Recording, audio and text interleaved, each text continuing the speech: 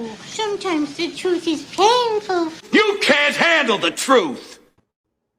Welcome to Todd's Truth, for my first episode of Todd Wrestles with the Truth, an AEW Week in Review. So we're going to start off with AEW Dark Elevation, their new show that airs every Monday night. This was the second episode of AEW Dark Elevation. Their announce crew is really good, I think. Makes it more than worth watching it, with Paul White, former Big Show, and Tony Schiavone. They're great. I mean, like I said, they make it worth watching, just the two of them, because they're so funny. And Paul White is freaking hilarious with some of the jokes and stuff he tells. The first match of the night was Ty Conti with -1 from the Dark Order in her corner against Ray Lynn. This was a good match. Ty Conti is really good. No real botches during it. Ty Conti is like really smooth as a wrestler, really, quick. She's also a black belt in judo, I believe. So she has that ability as well. And you see some of it in the matches with her. This was a really good match, I think. It lasted about 5 minutes. Good time for a match. Ty Conti won it with she did a running knee strike first, and then hit the hammerlock DDT, as she's calling it, instead of DDT, for the win. That made her 8-2 in AEW, so she's now the number one contender for the Women's Championship. The next match of the night was Big Shotty Lee Johnson with Dusty Rhodes in his corner versus Adam Priest. I thought this was going to be a squash match at first for Lee Johnson because, Dustin Rhodes was out there. So I thought, this was going to be, but it actually turned into a pretty good match. Priest showed some pretty good wrestling skills. I think a lot of more than Lee expected. This match went for about 6 minutes with Lee getting the win with what he calls the brain dog, which looked like a modified version of a kind of a brain buster, but he drops the person's head on his knee. So, that looks like it could be dangerous if you screw that move up. But Lee Johnson got the win. The next match of the night was a tag team match with the Varsity Blondes, which is Brian Pillman Jr., legacy wrestler, and Griff Garrison, versus Fuego del Sol and Jake St. Patrick. This was a good match for the Varsity Blondes, being a squash match, pretty much. The Varsity Blondes turning into a pretty good tag team. A lot of good moves. They've got some good tag team moves in there. They flowed really well. And Griff Garrison hit Fuego del Sol with a discus punch for the win. Overall, good match.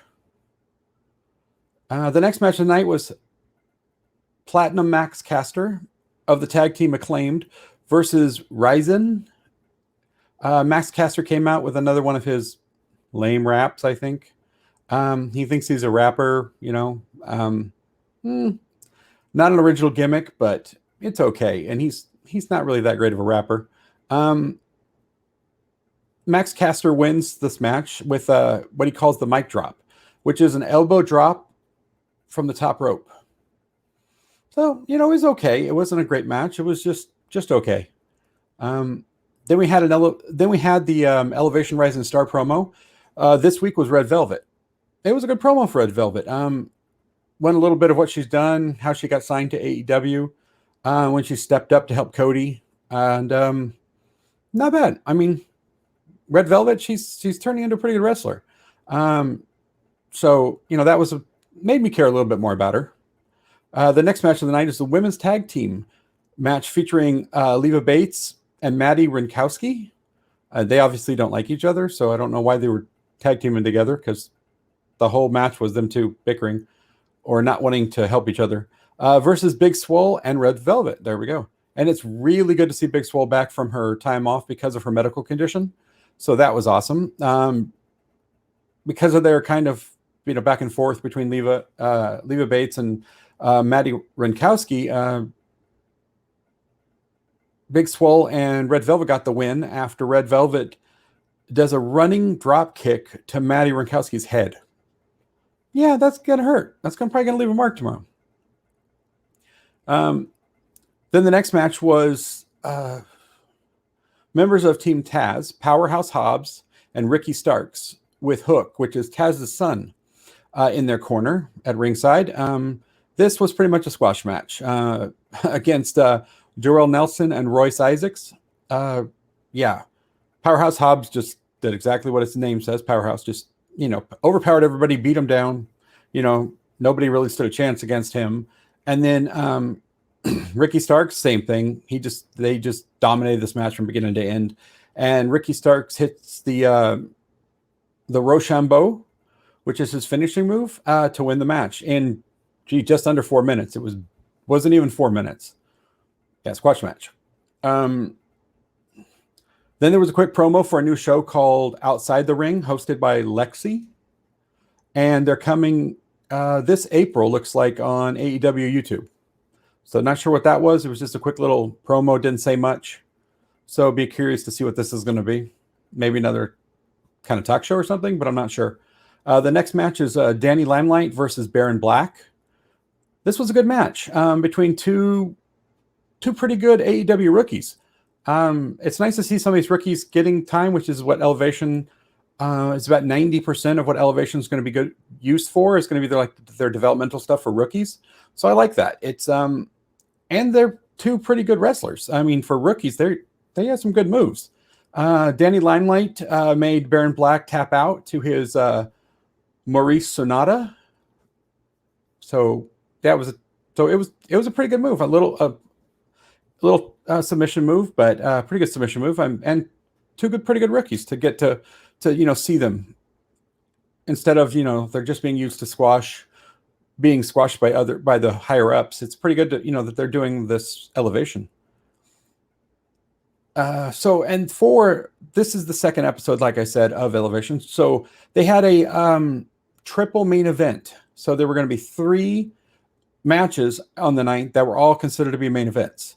So the first one was the Hollywood Hunk Ryan Nemeth versus Orange Cassidy, which is kind of cool to see Orange Cassidy, not on Dark or even Dynamite, but on the Elevation, helping out, rookies, elevating the rookies up, Elevation. Hello. And this was a good match with Orange Cassidy getting all of his spots in.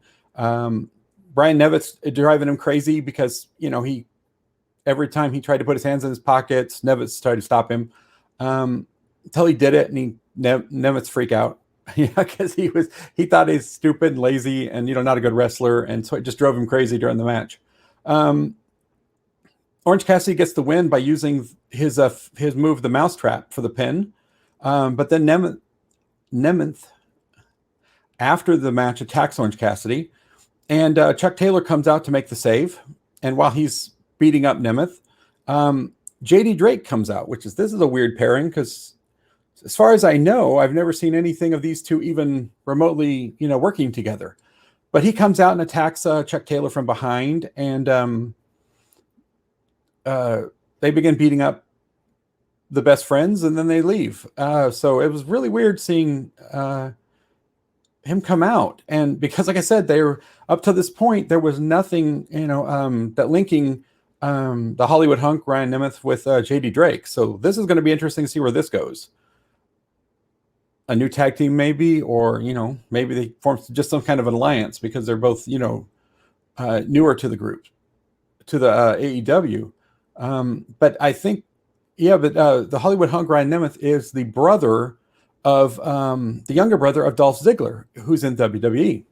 So this is going to be interesting to see where this goes. The next match was the second part of the triple main event. The newly signed, it's only been around for maybe not even a month now.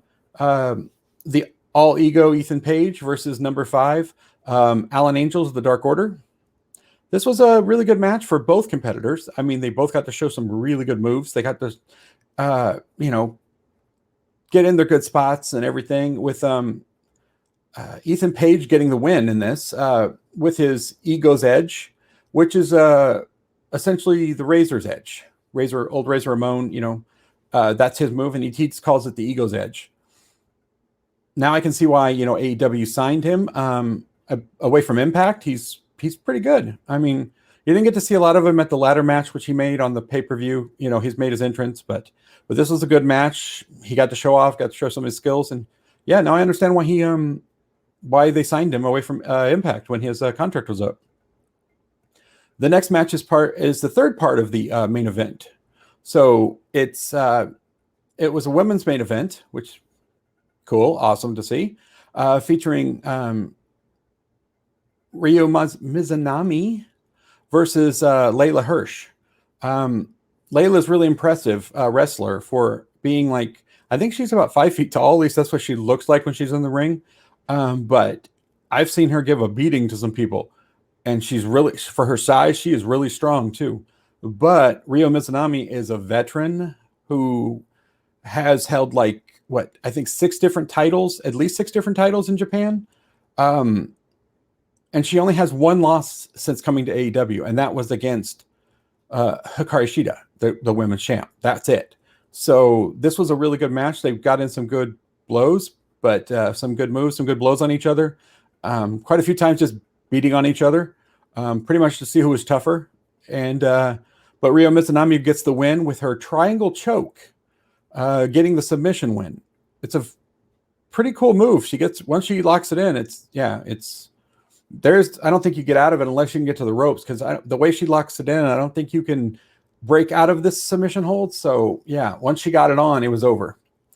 Well, that was my review of Dark Elevation. The next episode of Dark Elevation is Monday, 7 p.m. Eastern on AEW's YouTube channel.